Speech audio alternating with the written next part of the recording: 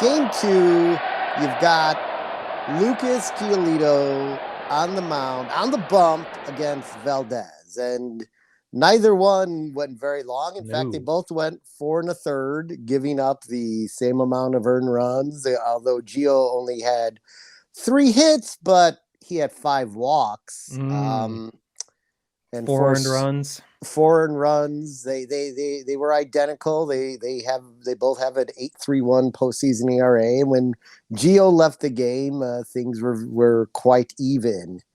It was when the vaunted White Sox bullpen got a hold of the game, and not Tepera. Tepera pitched well. He pitched a scoreless inning, which begs the question, like, I know the Brantley matchup happened, and that's the one out Bummer got in that inning. But, you used Tepera the 2 innings the next game, and he had 2 clean innings. So, there's so much to talk about from a managerial standpoint in this series. Whew.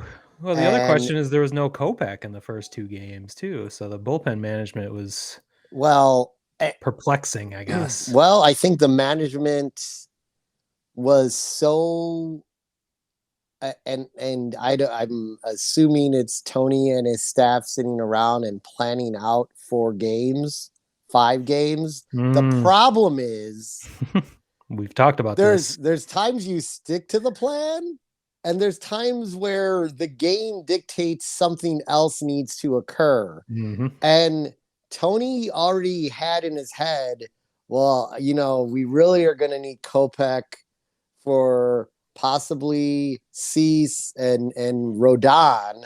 So I can't possibly use him in either one of these first 2 games, which is by far the most insane, incredibly bad way to manage the postseason. Yeah, we talked about this before, how it reminds me of the Dusty Baker's thinking back in whenever.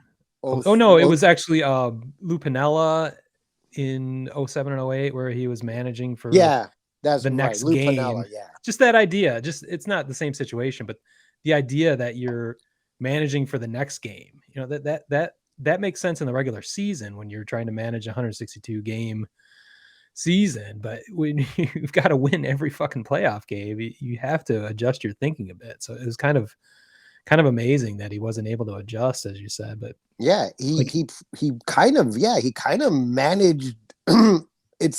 He was like sort of like the hangover from the end of the season. Like, if Kopech, let's just be honest, if Kopech's future is the starter next year in the lineup, which is how they stretched him out a little more throughout the season to start to prepare his arm for that, then you use him freaking 4 days in a row.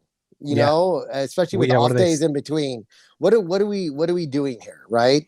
Yeah. And Bummer comes in, he gets Brantley, who prior to that, he actually ended up getting a Brantley, and he struck him out in all 3 appearances against him. But Brantley had some insane, like 800 batting average against them. So the initial matchup didn't even make any sense from that standpoint, but it worked out there.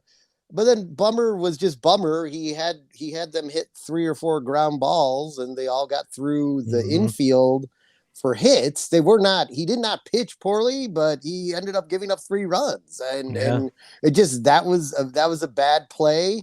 Well, actually, I think one of the earned runs was due to Kimbrel coming in, and then, of course, completely shitting his pants as always. And that's what he does in a White Sox uniform. And 2/3 of an inning and a complete fucking disaster with a home run. I mean,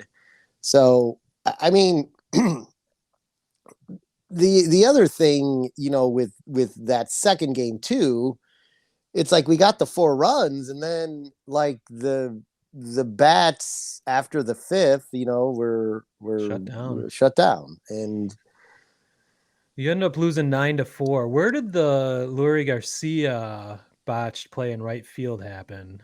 Is that in the 7th, I believe? Oh yeah, that was I'm glad you brought that up. So possibly, again, terrible fucking managing at this point. So I understand I understand that. I understand to a degree what Tony was doing, but I don't think you move Lou Ray to right field in that situation. I don't think you take out Engel. Yeah. Why do you have Adam Engel? You have him to play in the outfield. He is your defensive specialist. His bat Yeah. is a bonus. So to take Yes. him out for a pinch hitter, which they took him out for Cesar Hernandez, Hernandez. aren't Yeah. they? Wouldn't you rather have Engel up than Hernandez? I mean, Well, it was a switch hitter. I think it would have been righty on righty. yeah, but boy, I mean, I'm to just, sacrifice that. I'm telling you the logic No, there, but to no, yeah, I get it. sacrifice, like, to sacrifice a guy who I think we all would have thought would have played for defense in a situation like this late in the game, which he did all year. Yeah. He would take Jimenez out of the game and put Billy Hamilton out there, or he'd even put Vaughn out there. And that's even the other thing. You had Vaughn as DH, so you could have put Hernandez in the game, and he could have taken over the DH role, and Vaughn could have gone out to right even. It's almost like Tony got wrapped up in the moment and didn't think. He was thinking long term at some times and thinking short term at other times. He was just kind of wrapped up in the wrong thing at certain times. It was just, yeah, he definitely was not a Hall of Fame manager in this series. He's not the reason we brought him to this team. He's legit. Man. I am wearing a 1983 logoed hat because it felt a lot like 1983, to be honest with you guys. Ouch.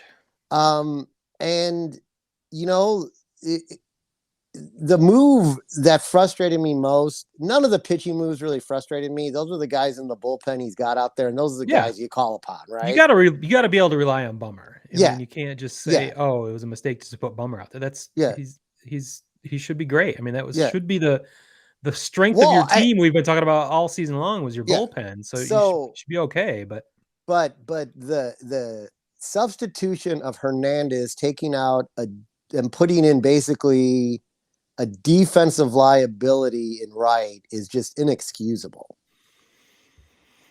Yeah, I sent you the text at the moment wondering why Garcia was even in the. I didn't realize how the pinch hitting had worked out and rotated Engel out of it. So thanks for clearing that up in the moment. But yeah, definitely costly.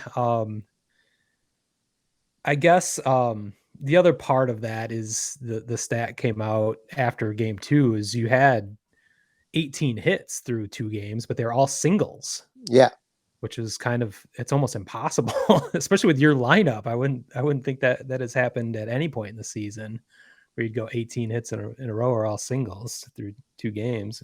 Seems like enough hits. They just weren't at the right times. Or yeah. I mean, power, so. it looked to me like they were just, I think their approach was, take what they're going to give you and try to put the ball in play, which calculated to a lot of opposite field, base hits. But, if you got one out and you got bases loaded and then it ends in a double play, who fucking cares if you had 3 hits that inning or 2 hits and a walk or whatever? It's situational hitting, was probably, overall, I mean, they won 93 games. So how bad was it? Well, when it wasn't, it was really bad at times. Yeah. And, it reared its ugly head in the playoffs through this whole series against Houston. I mean, you could definitely tell Houston was the team that's been in the playoffs for the 5th straight year and going to the ALCS for the 5th straight year. I mean, by the way, that's an impressive run. Cheating or whatever. That's I didn't realize that until they were talking about that after they were clinched. But